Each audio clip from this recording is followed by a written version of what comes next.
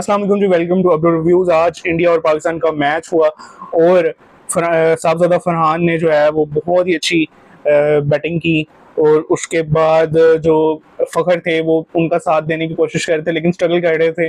और जो है बड़ा अच्छा एक था हार्दिक की एब्सेंस के ऊपर, आपको एक बहुत अच्छा चांस मिला था पाकिस्तान को।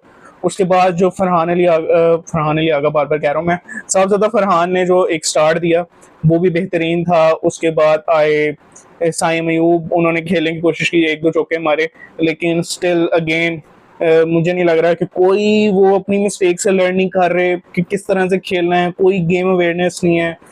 इतना बड़ा फाइनल आपको मिल रहा है और उसके बाद भी आपको उस अपॉर्चुनिटी को नहीं ग्रैब कर पा रहे। मुझे नहीं समझ आ रही कि आप इतने बड़े प्लेटफॉर्म पे हो और आपकी कोई सेल्फ कोई मोटिवेशन नहीं है कि यार मैंने इतनी दफ़ा फेल हो चुका हूँ, एक कितना बुरा टूर्नामेंट जा रहा है और मुझे चांस पे चांस मिल रहा है, मैं क्यों ना इसको यूटिलाइज करूँ, मैं अपना कुछ ना कुछ दूं कि मैं पहले से बेहतर कर सकूं, लेकिन स्टिल वही रिजल्ट। उसके बाद आज एक अच्छा जो पिछले मैच से इन्होंने मुझे लग रहा था सीखा था, लेकिन उसका कोई फायदा नहीं हुआ। लास्ट मैच में सलमान अली आगा आए थे, उससे मैच स्लो हो गया था, जबकि बहुत अच्छा स्टार्ट था। आज भी उसी तरह का स्टार्ट था, तो मोहम्मद हारिस को बुलाया, द कोच मोहम्मद हारिस जो बाबर आजम को मशवरे दे रहे थे उनको, एंड बट स्टिल वो भी परफॉर्म नहीं कर सके। वो आते ही जीरो पर आउट। हारिस के आउट होने के बाद फखर के ऊपर सारा वो प्रेशर आया और फखर उसको नहीं कर सके। लेकिन उसके बाद हुसैन तलत, मुझे अभी तक समझ नहीं आई वो क्यों खिलाया जा रहा है उन्हें। सीरियसली मुझे नहीं समझ आ रही। एज अ ऑलराउंडर आप उसको खिला रहे हो ना, वो माशाल्लाह से बैटिंग कर रहा है ना, वो जो है वो फील्डिंग उससे हो रही है, बॉलिंग आप उससे करवा नहीं रहे। जहां पे आपको पता है कि यार हारिस रऊफ, मुझे इतना स्कोर पड़ रहा है हारिस रऊफ को, आप लास्ट ओवर अल्लाह के बंदे, आपके पास एक ऑप्शन है, उसे दे दो, ठीक है, वो खा ले, कोई बात नहीं, हारना तो आपने है ये, उसे दे दो, ठीक है। लेकिन नहीं जी, सलमान अली आगा की कैप्टनसी इंडिया के लिए मैं कहता हूँ इतना सूर्य कुमार यादव ने अच्छी नहीं की जितनी सलमान अली आगा ने इंडिया के लिए कैप्टनसी की। मैं तो फैन हो गया हूँ। अगर मैं इंडियन फैन होता तो मैं सलमान अली आगा का फैन होता, ना कि सूर्य कुमार यादव का, क्योंकि सलमान अली आगा ने जिस तरह की परफॉर्मेंस थी लास्ट, आई थिंक 33 रन के ऊपर 9 विकेट्स गिरी हैं जो आखिरी वाले हैं, और समझ से बाहर है कि ये क्या हुआ है कि 180 तो आराम से होना चाहिए था, 146 तो कहीं से नहीं था। और उसके बाद जब बॉलिंग स्टार्ट की पाकिस्तान ने, इतना कमाल का स्टार्ट दिया आपके बॉलर ने, स्पेशली फ़हीम अशरफ ने कमाल का स्टार्ट दिया। लेकिन हारिस रऊफ को जो एक मिला ओवर और उसके अंदर उन्होंने 17 स्कोर खाया। उसके बाद अबरार आए पहले बॉल पे, तो वो 7 बॉल पे 27 रन जो दिए ना, बड़े क्रूशियल थे। उसके बाद आपने जिस बॉलर को कोटा पड़ दिया उसको सारे ओवर करवाने से अच्छा है कि आपने शहीन ओवर भी निकलवा दिया, एंड देन आपने लास्ट ओवर जो सबसे क्रूशियल था इस मैच का वो आपने हारिस को दिया, एंड फिर वही होना चाहिए जो होना था। सो मेरे लिए जो अभी तक की अगर मेरी तरफ से कोई हो टॉप 3 आज के प्लेयर इंडिया की तरफ से जो मैच विनिंग परफॉर्मेंस का जिसको अवार्ड मिलना चाहिए, उसमें कैप्टनसी का अवार्ड तो सीधा सीधा जा रहा है सलमान अली आगा को। उसके बाद जो जा रहा है वो है मोहम्मद हारिस को, हुसैन तलत साहब को, एंड हारिस रऊफ की शानदार 50 आज माशाल्लाह से। सो इन तीनों को जाता है अवार्ड इस मैच को इंडिया की तरफ से जीतने का। तिलक वर्मा भी यार उसने क्या किया है, ठीक है, बैटिंग पे आप बैटिंग की है, बैटिंग है सारे कर लेते हैं, ठीक है। एंड क्योंकि मैंने लास्ट भी जो मेरी वीडियो थी श्रीलंका इंडिया वाले मैच, उसमें मैंने कहा था अभिषेक इज द ओनली वन जो अभी तक इंडिया को मैच जिता रहा है। जैसे ही वो आउट होगा पीछे कुछ नहीं है, ठीक है।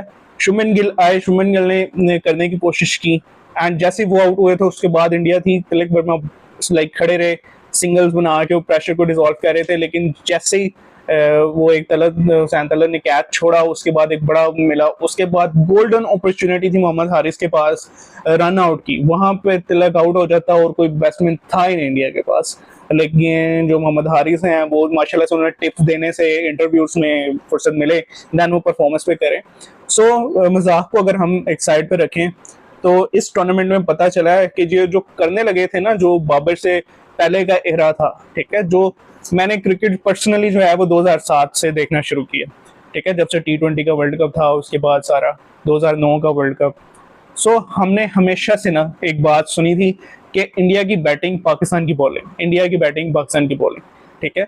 पाकिस्तान हमेशा से ओपनिंग में स्ट्रगल करता आया है, हमेशा से ओपनिंग में स्ट्रगल करता आया। अब पाकिस्तान हमेशा से मिडिल ऑर्डर में स्ट्रगल करता आया है। तो ये हमारी हमेशा से स्टोरी थी। So after a long time हमें बाबर रिजवान वाला मिला। 2021 का मैच, यकीन करो हम ऐसे थे कि हमारा लास्ट में 4-5 स्कोर रह गया था, फिर भी हमें यकीन नहीं आ रहा था, हमें था ये यहाँ से भी हार सकते हैं। यानी कि पाकिस्तानी टीम का ये इमेज है हमारे पास, ठीक है। लेकिन उनकी वजह से एक स्टेबिलिटी मिली, लेकिन वही बात कि हम हीरोज को बड़ा बुरी तरह ट्रीट करते हैं। जिस तरह से सीनियर प्लेयर्स हैं, उन प्लेयर्स ने जिन्होंने आज तक ओपनिंग में कोई परफॉर्मेंस नहीं दी, वो बाबर वगैरह को कहते थे जी इनकी वजह से नीचे बारी नहीं आ रही।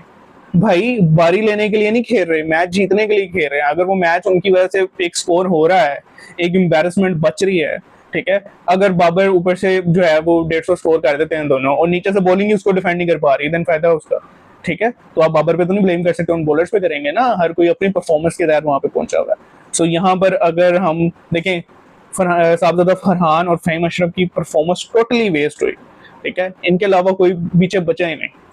सो आप अब क्या कह सकते हैं जब आप एकदम से क्लैप्स कर जाएं और सारे आउट हो जाएं, ठीक है। और इंडिया को कोई एफर्ट नहीं करनी पड़ी। एंड सीरियसली आज अगर इंडिया की देखें तो इंडिया इससे बुरा नहीं खेल सकता था, लेकिन फिर भी जीत गए। लास्ट मैच में इंडिया ने जिस तरह की फील्डिंग की थी वो नहीं डिजर्व करते थे, लेकिन still so at the end मुबारक हो इंडिया को। एक continuously second in a row Asia cup, ये वाला ज़्यादा बढ़ा था क्योंकि पाकिस्तान से फर्स्ट टाइम एशिया कप की हिस्ट्री में पाकिस्तान के साथ फाइनल हो रहा था। एंड बट पाकिस्तान ने एक हिस्टोरिक चांस आज गवाया। और परफॉर्मेंस से सीरियसली आप जब 5 ओपनर्स को लेके जाएंगे और एंड ऑलराउंडर ही ऑलराउंडर, तो आप क्या एक्सपेक्ट करेंगे ना। आप नसीम को लेकर गए, नसीम शाह को जो हाईएस्ट विकेट टेकर थे आफ्टर 2020 इंडिया के खिलाफ, उसको नहीं रखा, ठीक है। और जो आपके लाइक एंकर थे बैटिंग के, बाबर रिजवान, उनको निकाल के रख दिया। और आपको क्या मिला? हारिस। आपको हारिस मुबारक हो, फिर आपको मिला हुसैन तलत। तो मुबारक हो हुसैन तलत की। आप स्ट्राइक रेट देख लें क्या है, बॉलिंग आप उससे करवा नहीं रहे, तो आप उसको एज अ बैट्समैन खिला रहे हैं। So brilliant captaincy Salman Ali Agha की। टू बी ऑनेस्ट, मैं ये डिजर्व, पाकिस्तान ये वाला फाइनल जीतना डिजर्व ही नहीं करता था। अगर ये जीत भी जाते फिर भी डिजर्व नहीं करते थे, टू बी ऑनेस्ट। एंड आप लोगों को अगर वीडियो अच्छी लगी है, किसी ओपिनियन से इख्तलाफ है, तो कमेंट में ज़रूर बताइएगा। एंड सब्सक्राइब ज़रूर कीजिएगा। एंड तब तक के लिए अल्लाह हाफिज़। लाइक एज सेड, उम्मीद थी नहीं